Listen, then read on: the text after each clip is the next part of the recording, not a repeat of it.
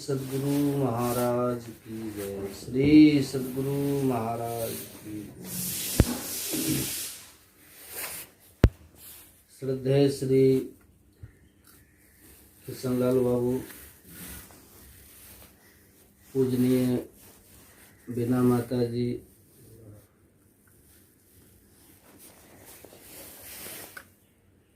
आप सभी को मेरा प्रणाम।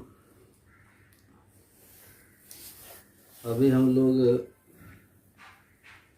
सत्संग योग से सदग्रंथ पाठ सुन रहे थे।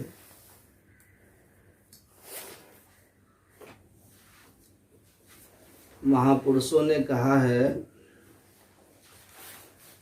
अपना कल्याण चाहने वाले प्राणी को परमात्मा की भक्ति करनी चाहिए।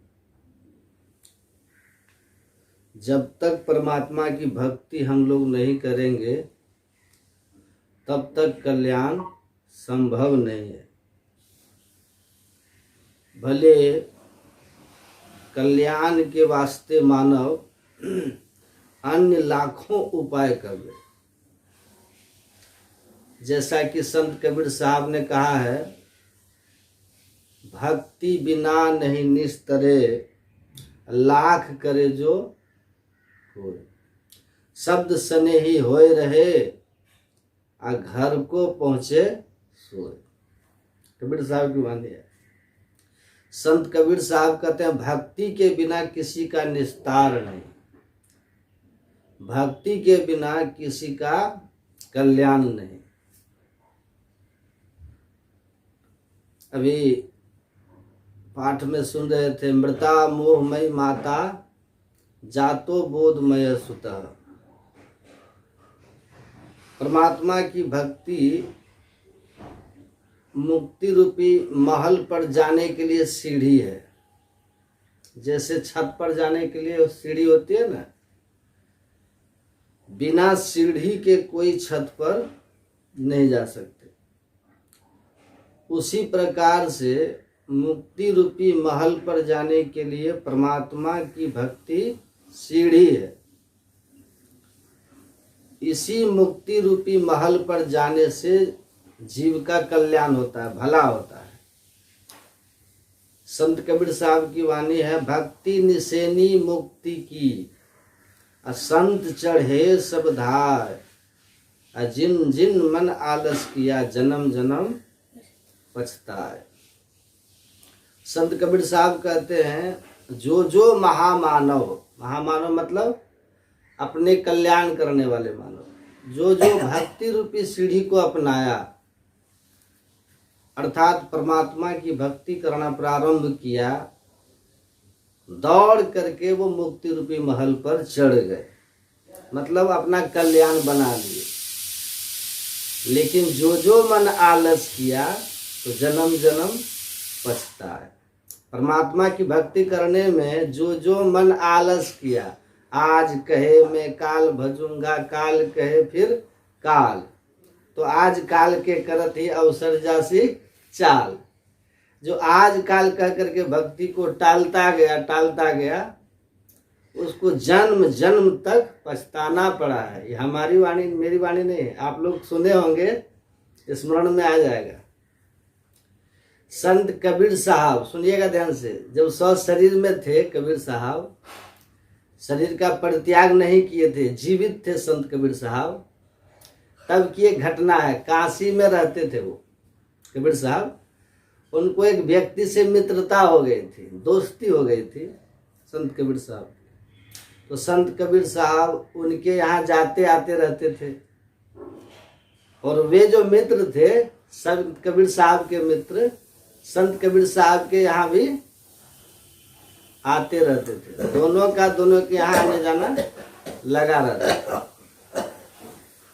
एक दिन संत कबीर साहब ने अपने मित्र से कहा कि मित्र, मैं भगवान का भजन करता हूँ, परमात्मा की भक्ति करता हूँ, हमारी इच्छा है आप भी भक्ति की युक्ति जान करके भक्ति करना प्रारंभ कीजिए। मित्र है ना, मैं कल्याण के मार्ग पर चल रहा हूँ, आप भी कल्याण के मार्ग पर चलेंगे तो बड़ा अच्छा होगा।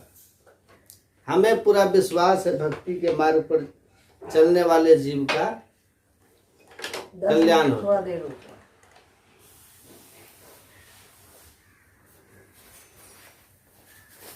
भक्ति के मार्ग पर चलने वाले जीव का कल्याण होता है। कौन कह रहे हैं? कौन कह रहे हैं? आपने अपने मित्र को कहा, मित्र है मैं कल्याण के मार्ग पर चल रहा हूं, आप भी कल्याण के मार्ग पर चलते तो बड़ा अच्छा होता। मित्र को कहा हमें पूरा विश्वास है भक्ति के मार्ग पर चलने वाले जीव का भला होता है, कल्याण होता है।